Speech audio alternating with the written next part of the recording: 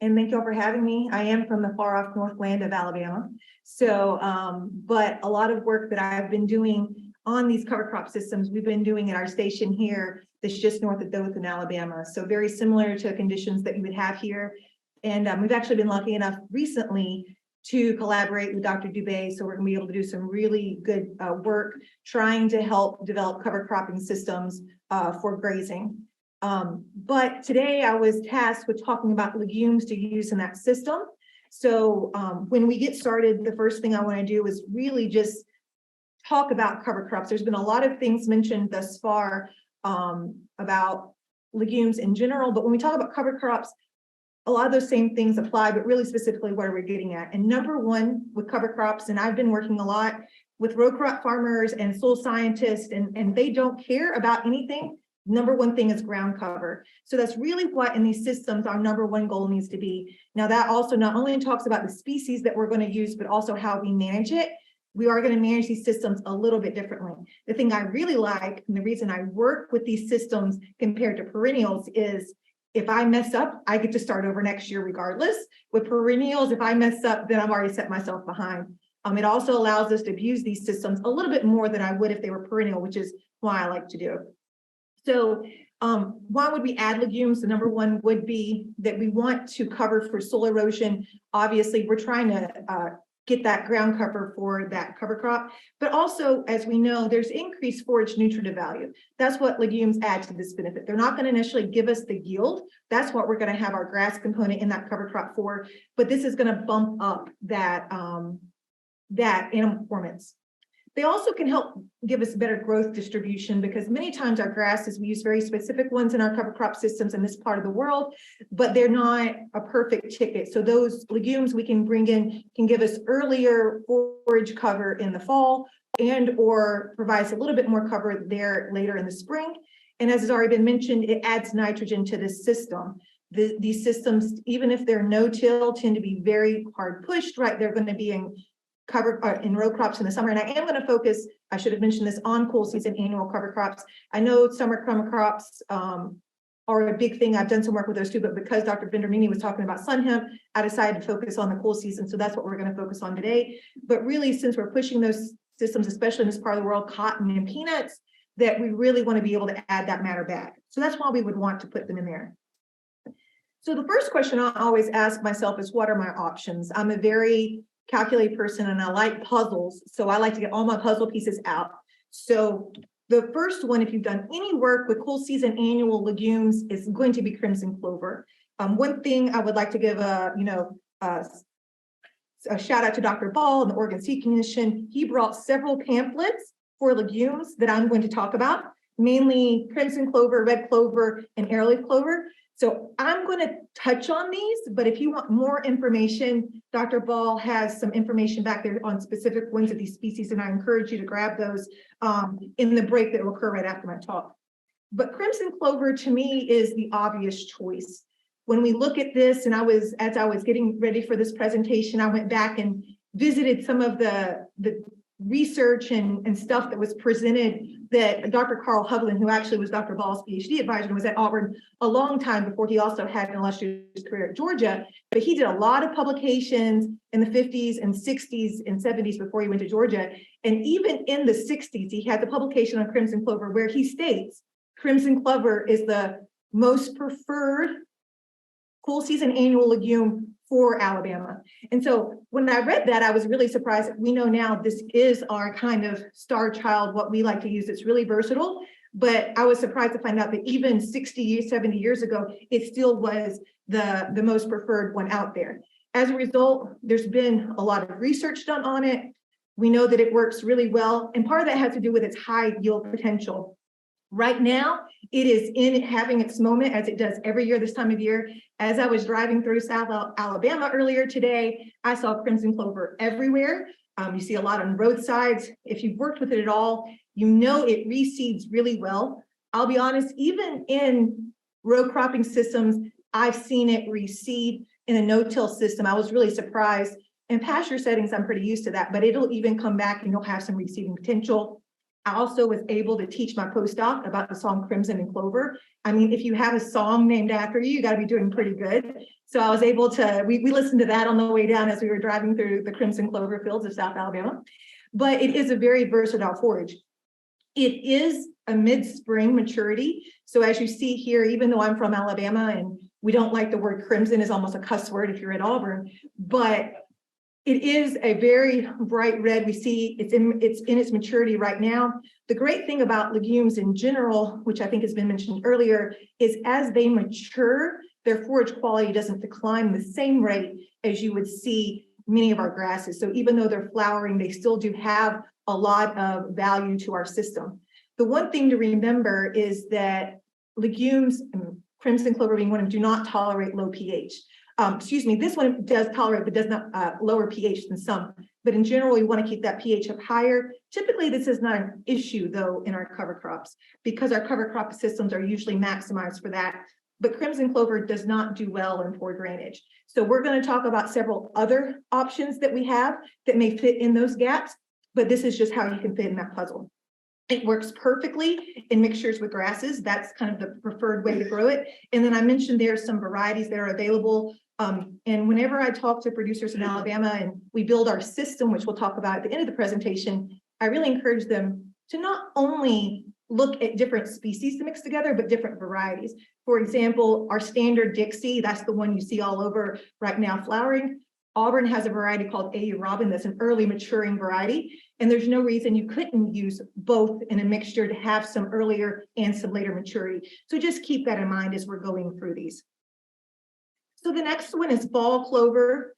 The next ones I'm going to talk about are kind of the unsung heroes. Crimson clover gets all the glory, but these are all out there as well. So ball clover being one of those, it gets confused with white clover quite a bit. They do look, as you see, a lot alike, but it is an annual version.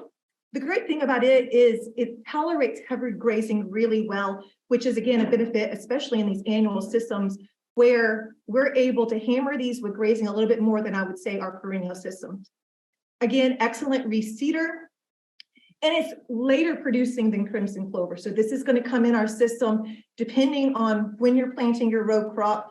And a lot of this applies, again, I'm focusing on cover crops, but our overseeded Bermuda grass and Bahia grass pastures as well, where in that case, you may want to have that more transition period during that late April, early May timeframe.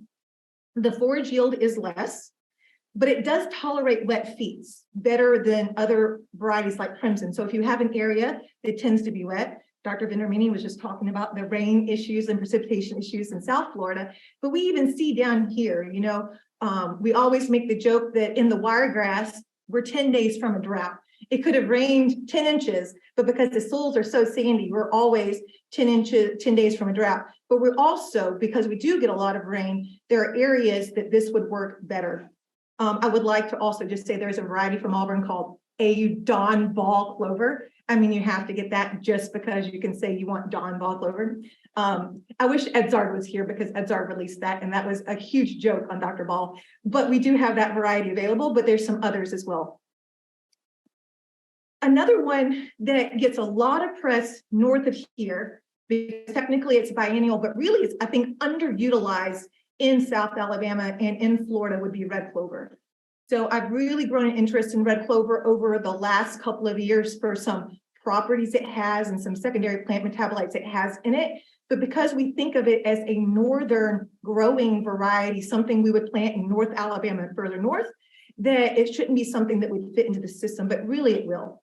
Now, down here, it does obviously not act as a biennial. It acts as a true annual this far south. But again, it works really well in mixtures with small grains. So it tolerates heavy grazing, but it is difficult to dry for hay. There are some parts of Kentucky where red clover hay is pretty popular, but it is difficult to make. So, and in most of these systems, we're going to be wanting to graze them, but there may be some situations where you would want to hay a cover crop. It tolerates some soil acidity, and again, poor soil drainage. So again, another one that might fit in a system where crimson doesn't do as well. And there's also several varieties available. One I didn't put on here yet because I don't think it's commercially available, but Florida is getting ready to release, if they have not already, a red clover variety that Dr. Rios has bred that is supposed to be more tolerant of 2,4-D, which could be a game changer as well, because we'll talk about some restrictions to herbicides at the end of the talk on that system. So another one is arrowleaf clover. This is a really old one. If you were using legumes in the 70s, you probably heard all about arrowleaf. Uchi arrowleaf clover was all over the market. Really good product, but then they had some disease issues that have really prevented it from taking over popularity. It grows really well. We've done some work in central Alabama where we were looking at grazing stockers with ryegrass that had arrowleaf instead of fertility, and it performed just as well in those systems. But because it does have some issues, especially the older varieties with fusarium, it's really not very popular. It also, in my experience, is very inconsistent on its yield productivity. And I'll show you in just a minute a comparison of yield and quality of all these clovers. Berseem clover is another kind of odd one. You may hear this one is called also Egyptian clover. So its best uses are more grazing and hay. It does not produce a lot, but it does have a higher nutritive value. It is touted as being non-bloating. So some of these have tannins in them that would help with bloating compared to if you were to try to put these in a pure stand, though I don't suggest putting legumes in pure stand for a variety of reasons. Berseem is also compared with alfalfa a lot. I know that was mentioned earlier in Dr. Schallenberger's talk, because in terms of not only the way it looks, but also its high nutritive value. And similarly in that, it actually has pretty high fertility requirements. And I know at least in Alabama, our alfalfa, we have to put a lot of boron on it to get it going, and that would be the same for Berseem. This one, compared to the others, is not grazing tolerant, so you want to keep your stubble height higher than you would on the others. But again, it can handle poor drainage. Its productivity is later in the spring, late May, early June, which may or may not fit in the system that you're using. So if you are trying to plant cotton in May, which is what we usually try to do at our wiregrass station, then this may not be the best option, but it is available. It's also more cold tolerant than some of the other varieties. So getting away from clovers and moving into some non-clover options, Austrian winter pea is one that we see quite a bit. It's viney, it's a winter annual, does well in well-drained loam or sandy loam soils, but it's not well suited for pastures. And you're like, okay, then why did you put this in there? Because it does have a purpose. So when we use peas, I never suggest using peas as the only legume in a system, but because it comes in earlier, it actually provides some productivity early in the winter, and now it's going to play out pretty fast because it doesn't handle grazing and treading very well, but it can add potential early in the system. It also likes grasses because it's able to grow up them because it is a vine. So it works, and it works really well for silage production as well, but it is difficult to cure for hay. And then common and hairy vetch, they kind of get a bad rap, kind of like sun hemp, because there are some issues with toxicity with them. But again, it has to do with when you graze them. So this is useful for grazing, hay or silage. They're most often planted in a mixture with other things to provide small grains in particular, because it's fine to provide some structural support. As you can see there, most of you probably have seen this somewhere in your it is a weed in my yard currently because it grows really well, and that would be common vetch, and it can reach 2 to 4 feet long. People really like it in cover crops though, because it provides a really good thick mat to help suppress weeds. So that's really where it shines. But overly mature plants can be toxic, especially to older livestock that are more susceptible. So management of this should be done when it's more vegetative. And as a result, we do suggest keeping it less than 10% of your stand. And one variety that you can find is Merit, and that's another variety that would be earlier maturing and give you that early spring growth. So now that I've kind of given you a rundown of all of those, how do they compare? And I'll be honest, this data, you could go to somewhere else and you would find very different data. These are just studies that I pulled this information from because it's extremely variable. Dr. Vendermini mentioned that with sun hemp, from year to year, there is a lot of variability, and we see the same thing with our legumes.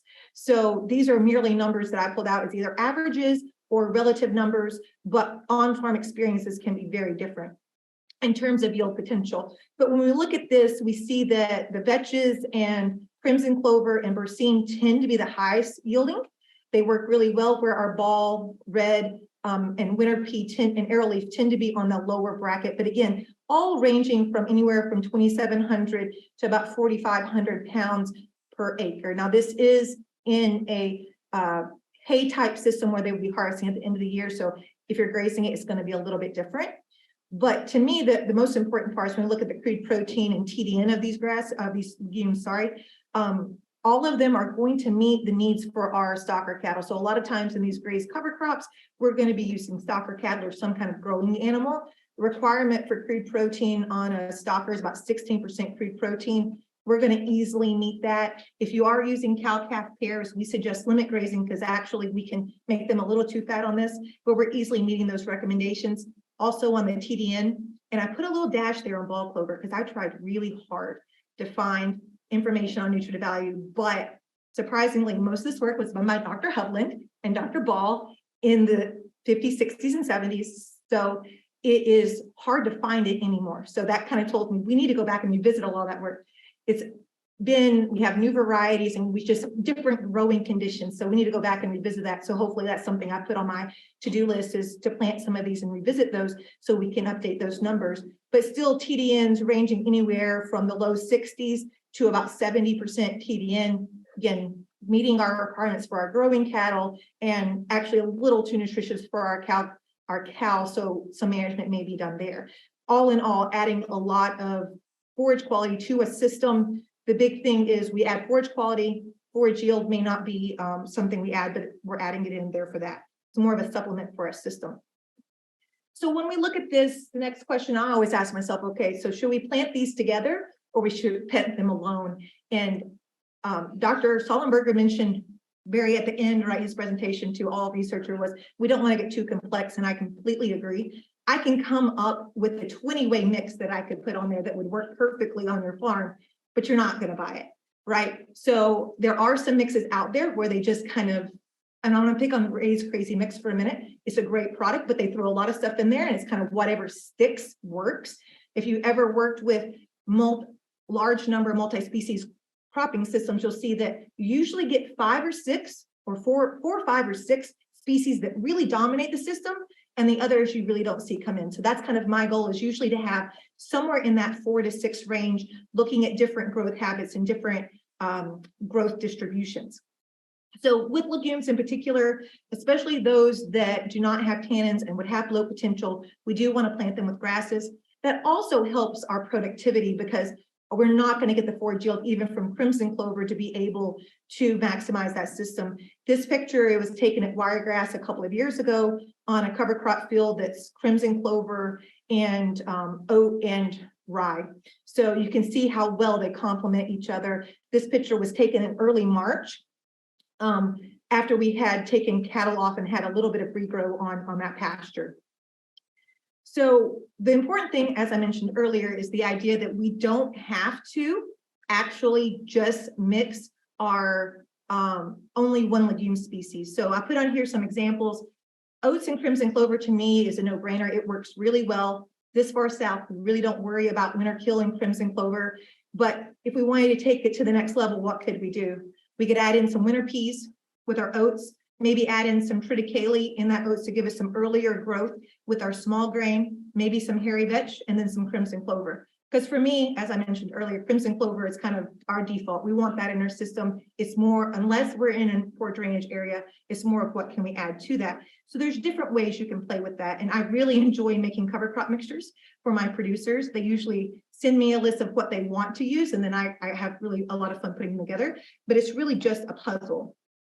So this is a study out of Oklahoma, but I think it really goes to the point on how these systems can work together. So, and I apologize, I didn't have time to remake this graph, but all the different hashtags are different forage species. And I'll just kind of, the important thing to notice is that all the different shades are changing throughout the season. So this is from November, mid-November through the beginning of June. And what you can see, so this black bar is the cereal rye. We all know cereal rye is a early winter crop, and we're seeing that. It is more productive early in the year than it is later in the spring. This right here is ryegrass. Ryegrass is working really well. This was Oklahoma, so I imagine it got pretty cold here in between January and March. It kind of put the ryegrass back, but as it warmed up, the ryegrass took over and maximized our yield, our system. And I don't usually suggest ryegrass for cover cropping systems because it can get in the way of planting, but if you were doing an overseeded pasture, it would work really well. Then we have our peas here, and you can see how our peas play in the system. Again, we have good growth in the winter, but then they really play out by the end of winter, and they're really pretty much non-existent. And at that point, we see our vetch also kind of dips down, but grows back in there. So you can see how throughout the season, having these multiple species together really benefits the system. So in that same study, they looked at steer grazing days, and this was a ryegrass and nitrogen fertilizer versus ryegrass and those legumes I just mentioned. So the pea and the vetch. So steer grazing days were not different. They were about 140 to 150 days per acre throughout the grazing season. Average daily gain of those animals very similar as well. And this is very similar to research that we see here in Alabama. And so our total gain per acre, which is where I really like to focus on, because that takes in both our steer grazing days as well as our individual performance. It was higher, but I would like to point out not significantly different, which I know for our researchers, that's a big deal. But for y'all, you're looking at just like 30 pounds more per acre, but there was more in the nitrogen fertilizer. And that really just comes from, in this system, it was novel to clovers.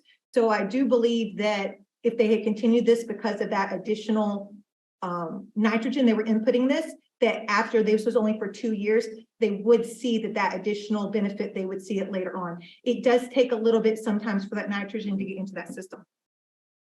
So they did some economics on this, and now the numbers are relative because this is from about 10 years ago, but the proportion should be the same. Obviously, prices are very different today than they were in 2012. But when they looked at all of their different management systems, their seedbed prep was the same. Little higher establishment costs with those legumes. Obviously, we have a higher seed cost, but then we had the nitrogen fertilizer costs in this system. Similar phosphorus, fertility, and pest management. And then there also was a little bit more interest on operating capital because they did have that additional application of the fertilizer buddy over the field. So then look at total cost per acre. It actually was, and I bolded it because it was significantly different, cheaper to put in the ryegrass and legumes. So this to me was really cool. It's only $8. I imagine these days with nitrogen fertilizer prices the way they are, they would be much higher, but it is cheaper to put in that ryegrass and legumes. And we see this pretty consistently when you look at economic data from throughout the Southeast on grazed cover crops. Unfortunately, by the time they took into the fact that we did have, even though it wasn't significant, 30 more pounds of gain per acre, it was a little bit of a wash. So the expected net return, which is that last row right there, was not different, but higher in the ryegrass and nitrogen fertilizer. And all that comes through basically 30 pounds per acre. As you start multiplying that out, you end up being a little bit higher. Like I said, though, it wasn't significantly different. My takeaway is, yeah, okay, we may not have any economic value in some years. I've seen studies that do show an economic value as well. But regardless, we know there are other benefits to the system. The cover crop portion, the benefits to our cash crop, there aren't being reflected in this. So if it's going to cost the same, then at least in that respect, we're no further behind by taking the time to add this system. I would also argue that you could probably play with this system in terms of what legumes were used and how much they cost to increase it down. So building the system, when it comes down to it, really, that's where we need to get, is building the system. So I always lead off all my presentations is there's no perfect forage. If Dr. Ball couldn't figure out what the golden ticket was, then I always say I can't either. But there is. I wish I was really Wonka and I could give you all a golden ticket, but unfortunately I can't. So there is no perfect forage. So we do have to think about this as a system. So Dr. Schallenberger mentioned this in his graphs, and he showed the Bahia grass, Bermuda grass, and where legumes fit in. It's the same here. To get to our goals on our farm and to be economical is going to take multiple forages.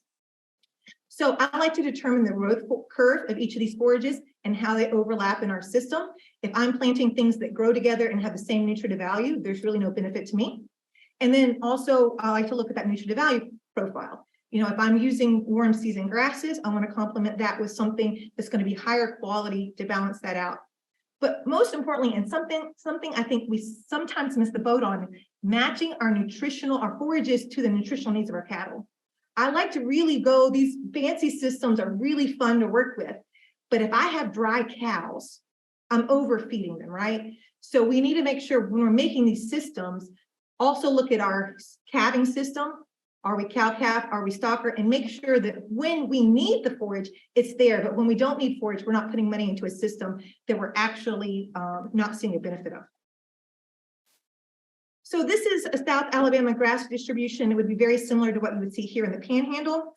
And this is just to kind of show you how these pieces, at least in a grazed cover crop, would play out. So the first we have here is oats.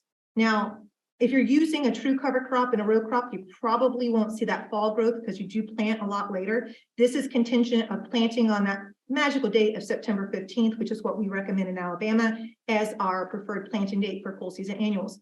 But if you are planting later, you won't receive that, but you will get this growth in the spring, where you're seeing, you know, that late February through early April growth of our oats.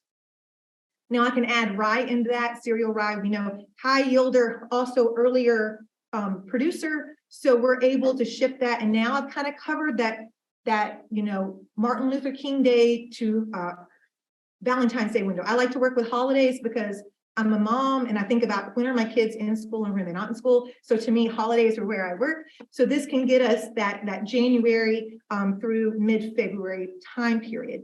Now, if I add in crimson clover, it is going to be similar to oats, maybe a little bit later in terms of growth. We're going to see that it's really going to peak right now, as we see mid-April, and then start to peter out in May. So, but if I was to add winter pea to this system, then I get a legumes a little earlier.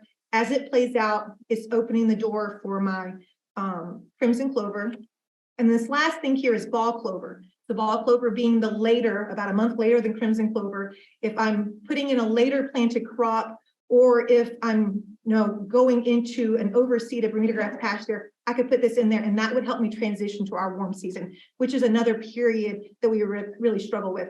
Before I came to Alabama, I was working in Pennsylvania. It's a completely different system in terms of there was snow on the ground, you had a very defined grazing system. So it always amazes me, even after all these years, that in Alabama and Florida for that matter, it's October and May that we really struggle in terms of feeding, because that's when we're transitioning, right? We're playing out, we're going into our Bermuda grass may not have caught up. And in the fall, we're transitioning out of our our warm season into our cool season. So those are when we really struggle. That's when we stockpile and do some other things, but this can help us match and go over that window. So in terms of management, there's a couple of things. I like to say, know your history. My dad really pushed that to me as a kid, that if you don't know your history, you're doomed to repeat it. And one thing is soil test. If you're not soil testing, then that's the first step to make. One, because legumes are really sensitive to low pH, but also because you're not pushing your system to its optimal position. Also with legumes, it's really important to know your herbicide history, because in row crop systems, but also especially in pasture systems, a lot of our really good herbicides have residues. And the worst thing we can do is to have used, for example, Graze on Next, come in the next year, try to put in some of these annuals, and we're really going to struggle because they have such a long residue. So knowing the history of that field and making sure when you want to add legumes, if you've not used them before, that you take that into account so we do have successful stand, because our goal is to be successful in all of this matter. So kind of last thing to leave you with is it is a management system. There is no one size fits all. I would like to tell you, like I said, there's a golden ticket or even a forage system that I can tell you, if you do these things, it's going to work. It's not going to work. That's half the fun, but also half the frustration of working with forages. It does take multiple approaches to have a successful program. You're going to have to play with these, work with your extension specialists. You have wonderful ones here in Florida that can help you figure out and play with it, what might work best. Sometimes if you are overseeding delayed planting and doing staggered planting, it helps because you're able to stagger that forages. Forage selection, soil fertility, and cattle management are all important things to remember when we're doing this. And my number one rule is flexibility, Because I find that if you put yourself in a box and then we have a drought or we have a hurricane, then our system doesn't have enough flexibility to bounce back. But I find those producers that are the most successful are the ones that, okay, I've planted cereal, rye, and oats. And I am actually, this year in particular, I did not take my own advice. So I've been working with cereal rye a lot. I honestly don't like cereal rye. I find it becomes mature too fast. I can't put enough cattle on there. So this year, I decided to take cereal rye out of my cover crops.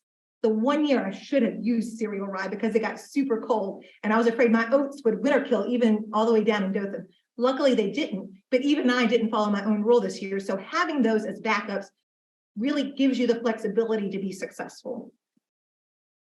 So the last thing I'll mention, and I don't know if Dr. Dubé will mention it later, but we've been working at Auburn with Dr. Dubé and the University of Georgia to create a handbook on forage legumes.